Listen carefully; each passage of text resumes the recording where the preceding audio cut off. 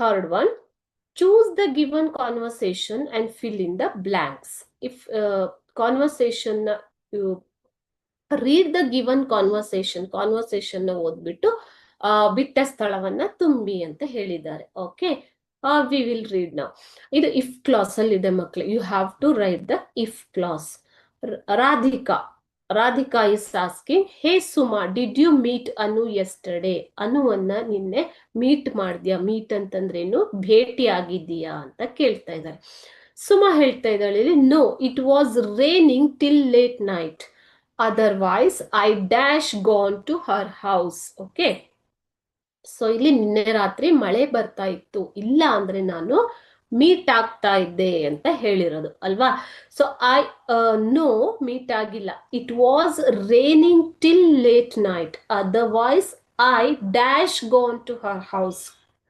Wood not have ಅಂತ ಬರೋದೇ ಇಲ್ಲ ಇಲ್ಲಿ. ಯಾಕೆ ಅಂತಂದ್ರೆ ಆಕೆ ಮೀಟ್ ಮಾಡಿಲ್ಲ.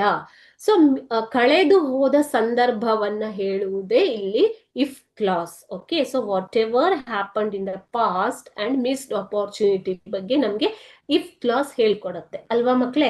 ಸೊ ಇವಾಗ ನಿನ್ನೆ ಮಳೆ ಬರದೇ ಇದ್ರೆ ನಾನು ಮೀಟ್ ಆಗ್ತಾ ಇದ್ದೆ ಅನ್ನೋದು ಬರ್ಬೇಕು. ಐ ವುಡ್ ನಾಟ್ ಹ್ಯಾವ್ ಬರೋದಿಲ್ಲ. ಶುಡ್ ಹ್ಯಾವ್ ಬರೋದೇ ಇಲ್ಲ ಇಲ್ಲಿ. ಯಾಕೆ ಅಂತಂದ್ರೆ no, it was raining till late night, otherwise I dash gone to meet her. Okay, so should and should not will not come. So correct answer ಏನು? Would have. I would have gone to her house. I would have gone to her house. Should ಯಾಕೆ ಬರೋದಿಲ್ಲ ಅಂತಂದ್ರೆ ಇಲ್ಲಿ shall ಇದ್ದಿದ್ರೆ ನಮ್ಗೆ should ಬರ್ತಾ ಇತ್ತು ಅಲ್ವಾ.